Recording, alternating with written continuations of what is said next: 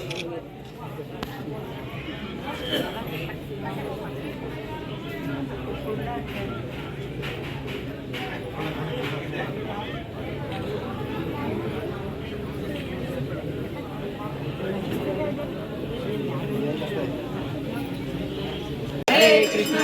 Krishna, Krishna Krishna, Hare Hare, Hare Ram, Ram Ram, Hare Hare, Hare Krishna, Krishna Krishna, Hare Hare. He and Vijayante Devastan Dharmani Pramanyasa Srinakam Mangalaya Sadhyaya Santi Devaha Om Rajadhirajaya Prasise Saine Namo Shivaya Kumahe Same Kamam Kameshwaro Vaishwaro Dadatu.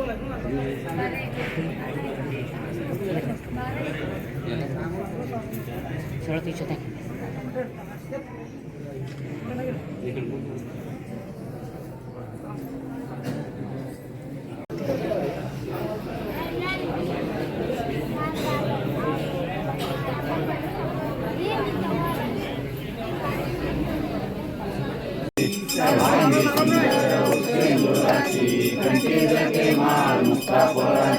जय देव जय मंगल मुक्ति जय देव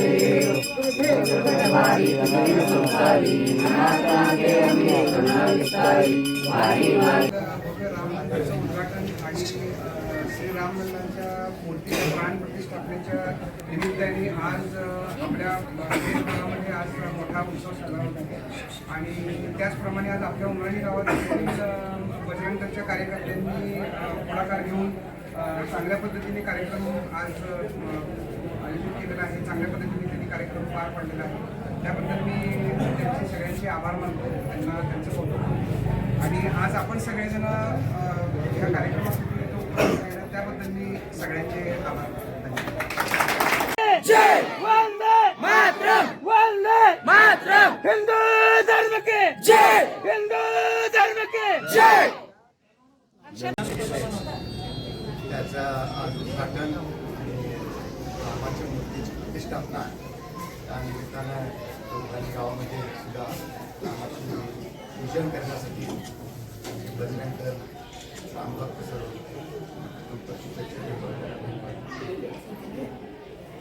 आमच्या मंडळाच्या वतीनं बजरंग दल समस्त हिंदू कार्यकर्त्यांकडून सर्वांचं मी मनपूर्वक आभार मानतो. सर्वप्रथम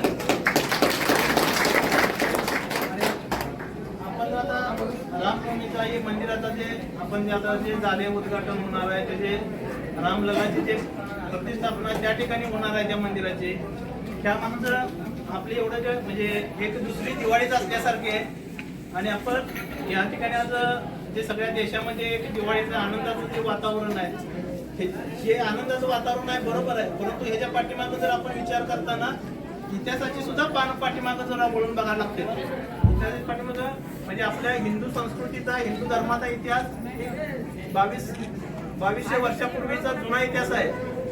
जोपर्यंत आपलं हिंदू समाज, हिंदू धर्माचा जे इतिहास चालू म्हणजे कार्यकाल चालू झाला, ज्यापासून लिहायला चालू झालं त्या टायमाला पहिल्यांदा पूर्ण आपल्या हिंदूंचंच प्रत्येक ठिकाणी हिंदूंचे राजे या देशामध्ये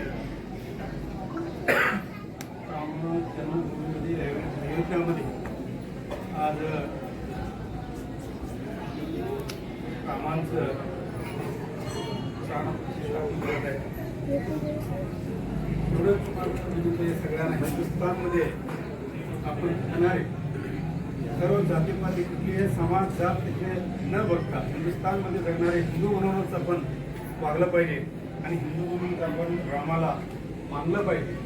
आणि असे 500 वर्षापूर्वीपासून ते जे वाद चालू होता ते आज या देशाचे प्रधानमंत्री नरेंद्र मोदीजी चांगल्या विचाराने एकमेकाच्या वर कोणत्याही प्रकारचं अपप्रचार किंवा संघर्ष निर्माण न करता कायद्याच्या दृष्टीनं कायद्याच्या विचारानं आणि सुप्रीम कोर्टाच्या निकालानं ते एक कायदा बाजूने धरून जी आपले रामजन्माचा भूमी होता ते हिंदू धर्माचा आपलं हिंदुस्थानमध्ये रामजन्म अयोध्येमध्ये झाले होते ते अनेक वादामध्ये संघर्ष होत होता ते संघर्ष संपुष्टात आणून सर्वांना एकमुखी एक धिलानं भारतामध्ये राहणाऱ्याला एकी करून आज ते राम मंदिर 2021ला तिथं पायावर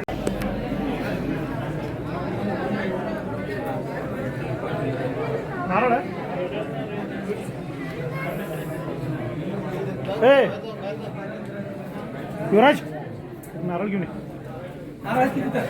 फोडायला आहे का नारळ फोडायला